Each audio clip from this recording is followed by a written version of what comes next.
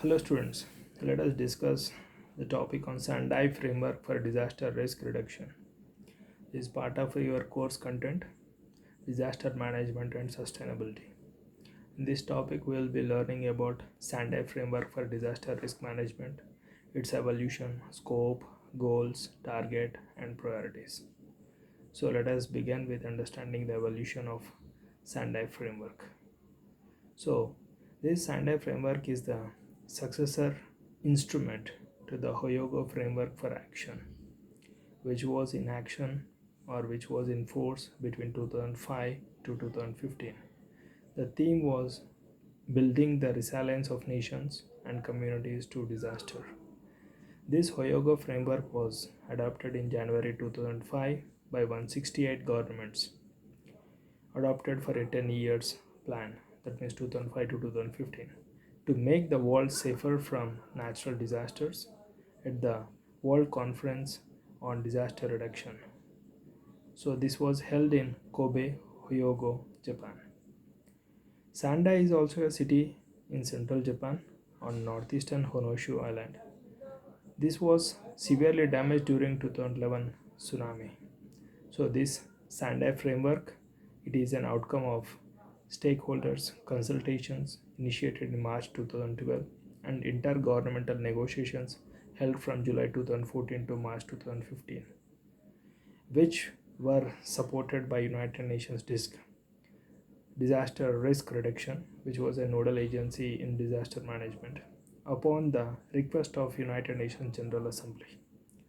So this Sendai framework for disaster risk reduction 2015, and which will be in force up to 2030, was the first major agreement of the post 2015 development agenda and provides member states with concrete action to protect development gains from the risk of disaster. So this Sendai framework also works hand in hand with the other 2030 agenda agreements, including the Paris Agreement on Climate Change, Addis Ababa Action Agenda on Financing for Development, the New Urban Agenda, and of course Sustainable Development Goals. It was endorsed by the Third United Nations World Conference in Sendai, Japan on March 18, 2015. So what it advocates? It advocates the substantial reduction of disaster risk and losses in the life, livelihood, health, and in the economic, physical, social, cultural, and environmental assets of persons, business, community, and countries. This is what advocated by Sendai framework. It recognizes that the state has the primary role to reduce disaster risk, but that responsibility should be shared with the other stakeholders, including local governments, private sector, and other stakeholders. So, the Sendai framework has identified its scope, goals, targets, and priorities. Let us understand one by one. So, let us begin with the scope and purpose.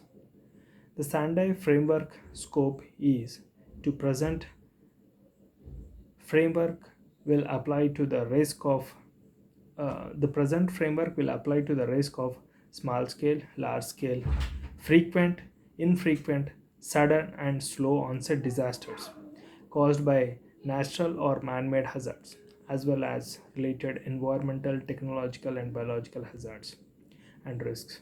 It aims to guide the multi hazard management of disaster risk in development at all levels, well as within across all the sectors. So, this is the scope and the purpose of Sendai framework. The expected outcome. So, what it want to expect out after the 2030. The substantial reduction of disaster risk and losses in the lives, livelihood, health, and in the economic, physical, social, cultural, and environmental assets of the persons, business, communities, and the countries. So, this is what the expected outcome of Sendai framework. The Sendai framework also have got a goal. So, it is to prevent new and reduce existing disaster risk through the implementation of integrated and inclusive economic, structural, legal, social, health, cultural, educational, environmental, technological, political, and institutional measures that prevent and reduce hazard, exposure, and vulnerability to disaster. increase preparedness for response and recovery, and thus strengthen resilience. So this is the ultimate goal. So apart from this, it also had got 7 targets, in which 4 are to reduce the disaster risk and 3 are to increase the capacities. So the first target is substantially reduce the global disaster mortality by 2030. So it is aiming to lower 1 lakh global mortality between 2020 to 2030. Second target is substantially reduce the number of affected people globally by 2030.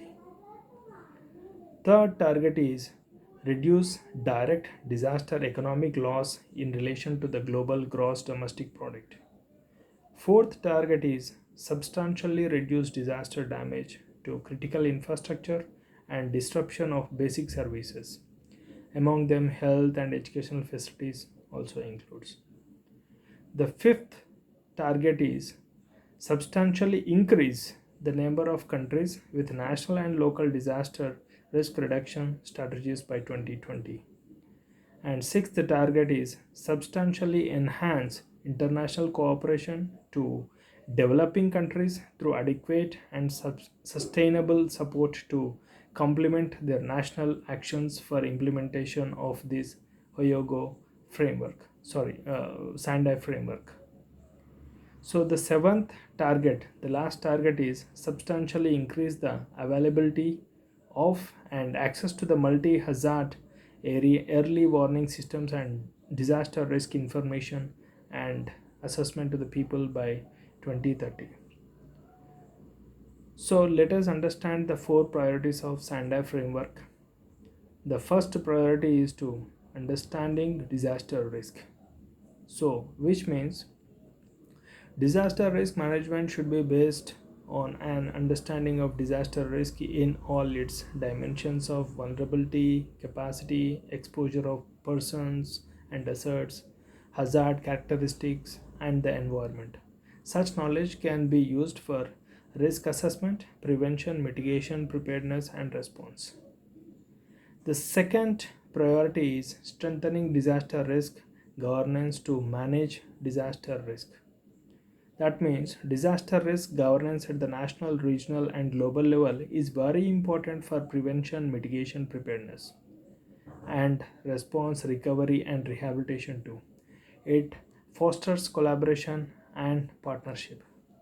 The third target is investing priority. The third priority is investing in disaster risk reduction for resilience.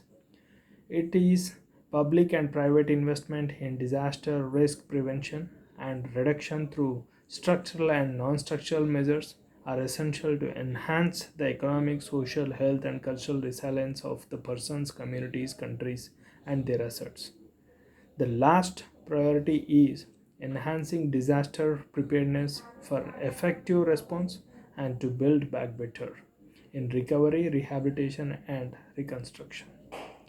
The growth of disaster risk means there is a need to strengthen disaster preparedness for response, take action in anticipation of events, and ensure capacities are in place for effective response and recovery at all levels. Thank you.